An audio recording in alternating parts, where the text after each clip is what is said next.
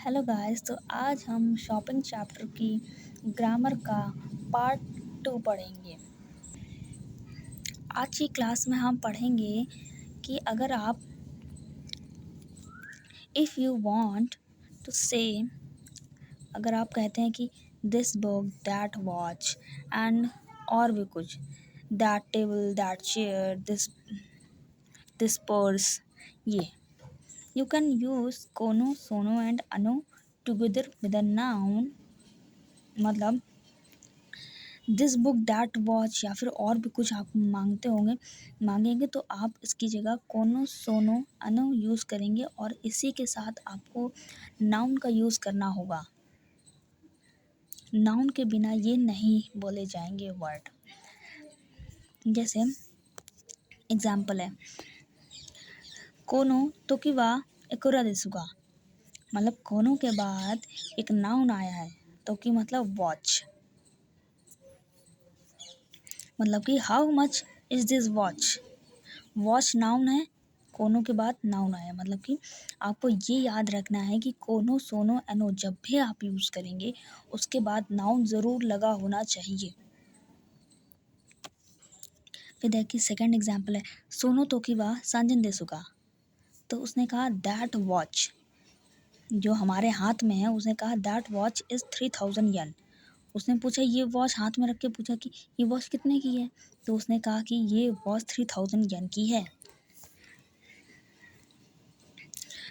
मतलब कि जो री सीरीज़ जो हमने पहले कल पढ़ी थी, कोरे, सोरे, अरे, वो अकेले आ सकते हैं डायरेक्टली। मतलब कि इनके बाद वा लग सकता है। जैसे हम लोग ने कल एग्जाम्पल भी पढ़ा था, ये वाला, कोरे वा अकुरा देसु का। मतलब कोई कोरे और सोरे और अरे के बाद डायरेक्टली वा आ सकता है, लेकिन सोनो, कोनो और अनो के बाद हमेशा नाउन लगेगा। ये आपको ध्यान रखना है जापानीज़ में। वही मैंने आगे कहा है, लेकिन नो जो सीरीज़ है, ये कोनो, सोनो, अनो वाली, उसमें क्या होगा, आपको इनके बाद नाउन लगाना पड़ेगा, उसके बाद आप वा लगाएंगे। तभी देखो मैंने एग्जाम्पल भी दिया, कोनो तोकी वा, कोनो दिस तोकी दिस वॉच। ये तोकी क्या है, वॉच नाउन है, उसके बाद वा लगा है। फिर एकोरा देसु का, हाउ मच इज दिस। फिर देखो मैंने इसमें भी एग्जाम्पल में भी ये लिखा है, सोनो तोकी वा, नाउन लगा है यहाँ पर, उसके बाद वा लगा है। ऐसे ही आपको नो सीरीज़ में पहले नाउन लगाना, उसके बाद वा लगाना है। फिर ऐसे ही हमारा दूसरा है, जैसे अनो, अनो गाकु से वा रुगाकु से देसु।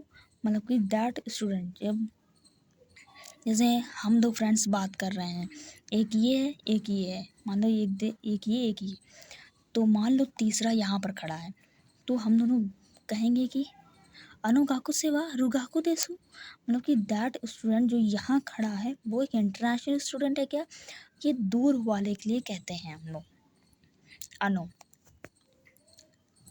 इसमें भी देखो पहले नाउन लगा है, उसके बाद वा आया है। फिर हम आगे पढ़ेंगे, if you already know that one of several student is Japanese but do not know which one.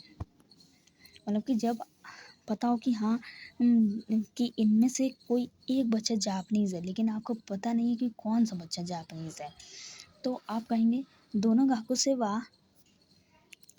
से गा निहान जन देसुका। मतलब कि आप पूछेंगे विच स्टूडेंट इज जापानीज़। आपने दोनों के बाद क्या लगाया, नो सीरीज़ के बाद गाकू से, ये नाउन है।